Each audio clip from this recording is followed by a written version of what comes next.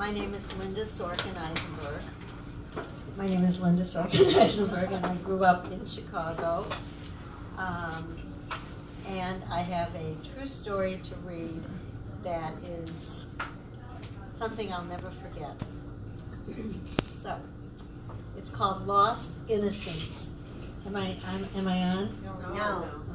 You are. You You're need to talk into the mic, Grammy. Am I on now? Yeah. There you It go. was backwards. As usual, Lost Innocence. I was a self-confident 14-year-old looking forward to starting high school.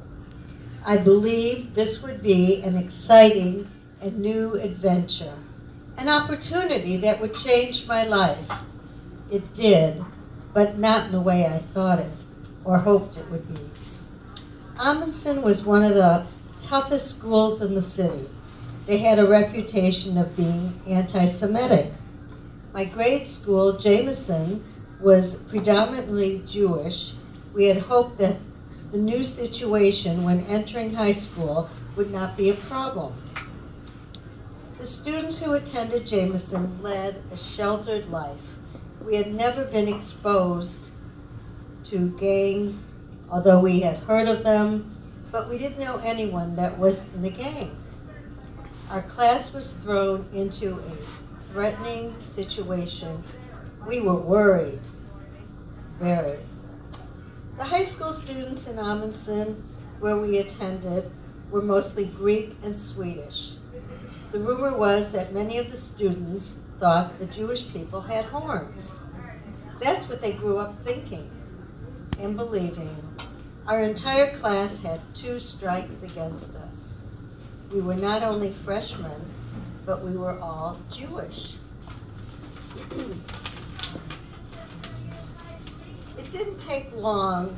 Within the first week, they tried to drown 2 freshman boys by holding their heads underwater for several minutes. The only reason they stopped was because they heard people coming into the pool area. The bullies were surprised and tried to get away, but couldn't. They were caught by the principal, who spoke to them in their punishment. It was only 1 week of suspension from school. They couldn't believe it. That was nothing at that time. The word got around quickly, and it didn't sit well with the teachers and other students who were not part of what had happened. It shook up the entire school. A few weeks later, another innocent boy was attacked after school when 3 boys jumped him from behind and continued punching him until they thought he was dead. His breathing was shallow. He could barely breathe. They knocked him out. His front teeth and his nose was broken. These events continued, and each one was more devastating and violent. The one before, the physical abuse, was also mental abuse. The most horrific occurrence happened to my friend Kenny. He was a short kid for his age and looked a bit wimpy. A perfect target in a gym. Class. The bullies attacked Kenny and stuffed him into a duffel bag. Then tied the bag tightly so he couldn't escape. Then continued to carry him in the gin bag to our math class and hung the bag on the wall from the hooks that had been there. I sat in the classroom and noticed a duffel bag on the wall, which I had not seen before. It happened to be moving. Finally, after the class settled down, we heard a strange, muffled noise. 2 students walked up to examine the bag. They took it off the hooks and untied the closing. I stood up and screamed, as many of the other girls did when we saw Kenny being pulled out of the duffel bag. His face was soaking wet, pure white, and he couldn't speak or walk. These events were unreal, and they didn't stop.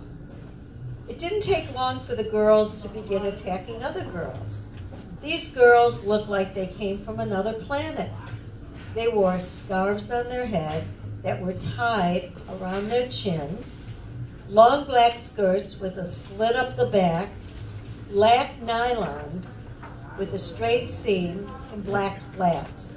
Their sweaters were extremely tight. They were also wearing pointed bras.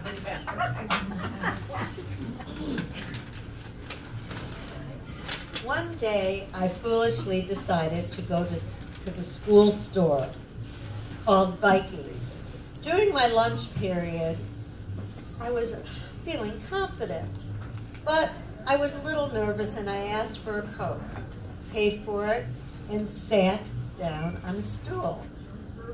I could hear voices behind me saying, kite girl, dirty Jew, what are you doing on our turf? My heart began to pound rapidly.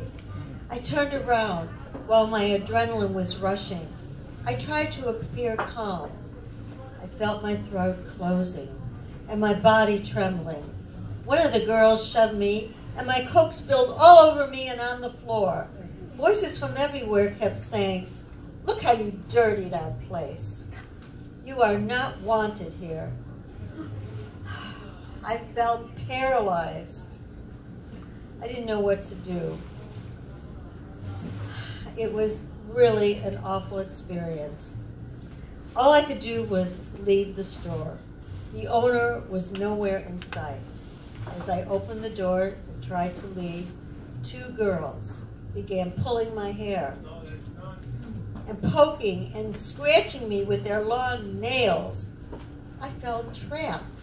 Finally, someone must have called the police because I heard sirens and saw a squad cars pull up to the front of the store. But then I was lying on the ground, moaning, feeling helpless, in a great deal of pain. My scalp hurt so badly from the girls pulling my hair. It felt like I had lost a ton of hair. My face was bruised and bloody. I opened one eye and saw the girls running. The bullying continued to occur on a regular basis. I continued, and I also considered carrying a switchblade, but I realized I was so clumsy I would end up cutting myself. At best, a blackjack, well, that would have been possible, but it was too heavy for me to hold. Brass knuckles would work, but I didn't know where to buy them. My only solution was never to be seen alone. This experience haunted me throughout my entire high school years. The following year, as the new freshman students arrived at Amundsen, gangs and troublemakers began picking on them like they had picked on us. Watching this brutally changed my life in a way. I never thought it would be this way. I lost my social innocence and became far less trusting of people and didn't know what would be in front of me.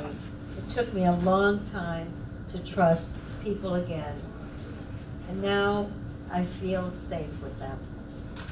Thank you.